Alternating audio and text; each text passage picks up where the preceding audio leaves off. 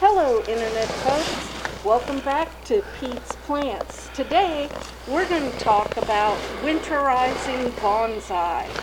So, you may be someone who was gifted a bonsai this year, or you were at a nursery trying to get some COVID relief and picked up a bonsai.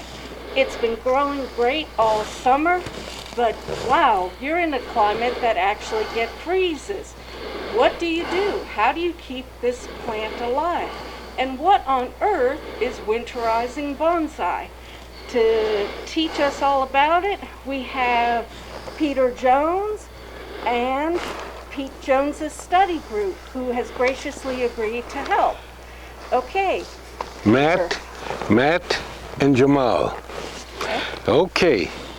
We're going to get started with this cascade, which is difficult to winterize cascades. I came up with a method many years ago that has worked for me for years, and I will keep using it until it doesn't work. Okay? First, why do you winterize? Can't you keep that tree where it is over the winter? I probably could, but to be safe rather than sorry, I'm winterizing to make sure that I can protect it. In other words, protecting the roots. Okay. I want them to freeze and stay frozen. If the roots freeze, won't that kill the tree? No. How many forests do you see buried in snow and cold winters?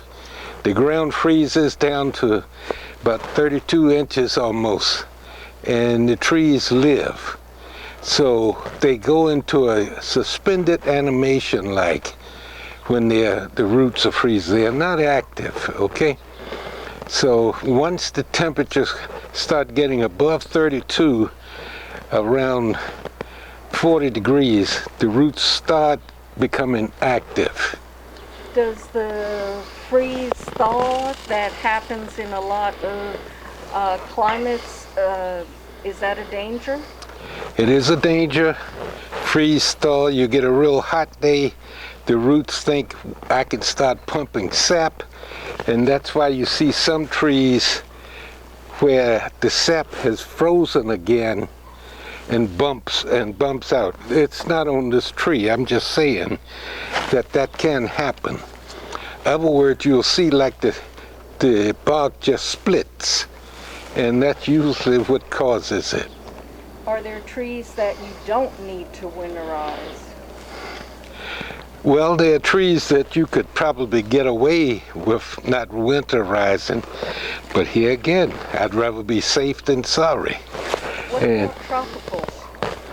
Tropicals have to be in, because once they freeze, that's it. They're gone. So a key rule to how to protect a tree is knowing what type of tree it is and what its natural growing conditions are. Is that correct? Yes. Okay, so we're going to get started. Grab that ruler and that bark, that heavy bark, so we'll get started with that.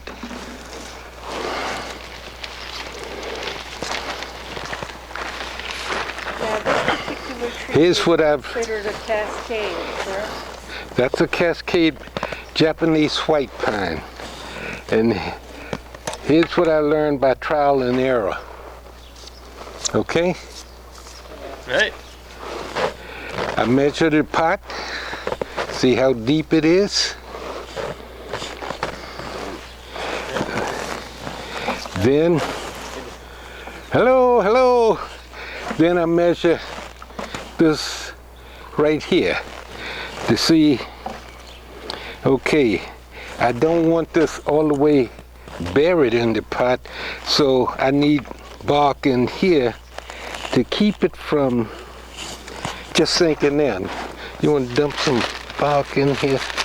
So you don't want bonsai trees just on the ground? You can. Most of them will be on the ground and protected, but in general, it's you want to protect so that the roots are frozen and stay that way, but you don't want to encourage insects in there.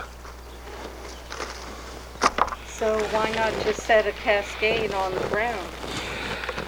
You see all of this? The Yeah. cascade. If I set that pot on the ground, what's going to happen to the cascade? It's going to break. And How much would you like in there? let's see. Oh, keep doing. Yeah, we want to get it. This stuff settles. Okay, let's see what we got now.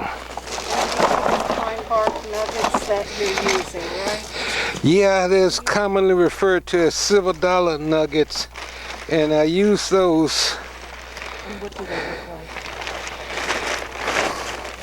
like? I use those to encourage drainage, because I don't want the pot to be damaged. Okay? Do you in there? Get that stool for me, Matt, please. You can throw one more handful in there.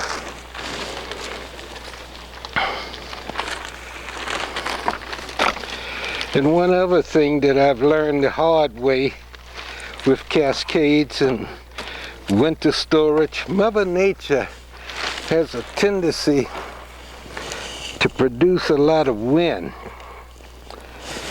And wind in the, set that up here now. Wind in a cascade is asking for a problem. Is that why you had that tree? I have it tied, yes. I can't replace this pot. If it breaks, it's gone. That looks like a Sarah Rayner original pot. It is. Sarah and I went back and forth a couple of months discussing the design and size and everything. So, where are your gloves, Matt? Oh, forgot them. All right. Here. You want to see how deep it is in there? Oh, that's right. Okay. So now you've got a base of bark in here. Mm-hmm. It's a little hard to see, but there. And that keeps the pot off of the ground and off the weeds. Yes. Okay, now we're gonna fill in.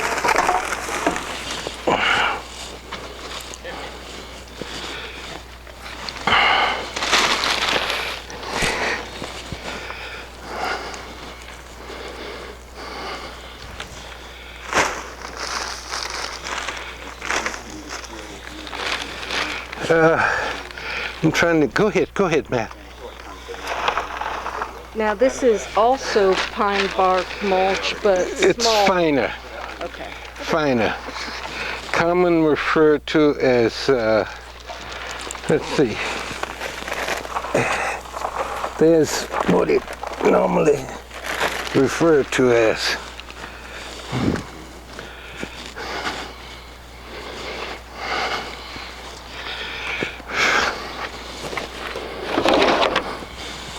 Are there other types of material you could use to do this?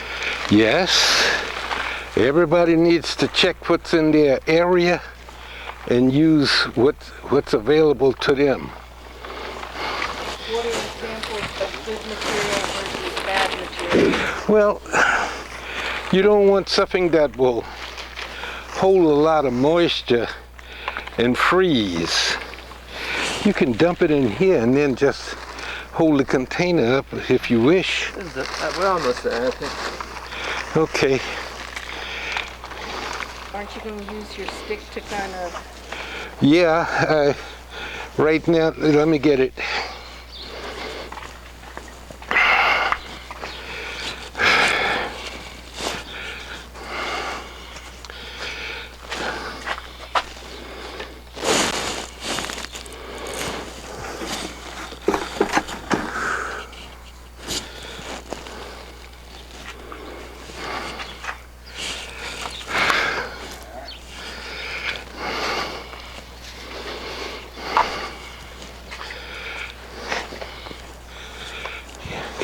So you don't want the mulch all the way up to the top of the pot, is that right? Just here, right to the root crown. Okay? Okay, and point to the root crown for me. Right here. So where the trunk meets the soil, is that correct? Yep, that's where I have had good success in keeping trees, bringing them through the winter. Okay. Yep. Okay, so now it's in a bigger pot, but still on the stand. Yeah. You're going to have to worry about wind. Yes. Even more so now. Because it presents a bigger target? You got that right. Bigger target and stronger winds. I always want to make sure that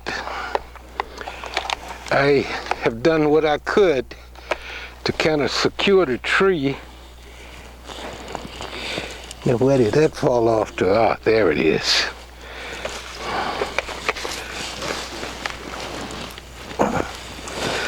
It's nothing worse than coming out here one day after a hard winter night of wind and seeing one of your favorite trees laying on the ground.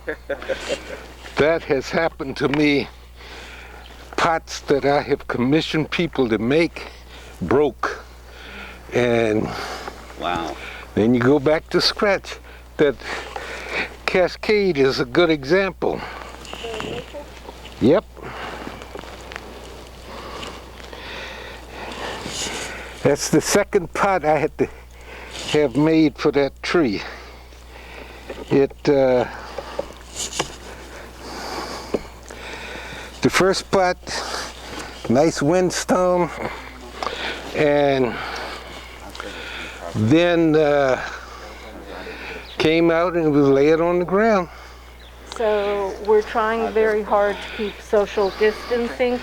Yeah. And we all have masks on, but I do want to highlight this really awesome mask that someone had made with a really cool bonsai on it. Jamal made me do that. He said, wear this.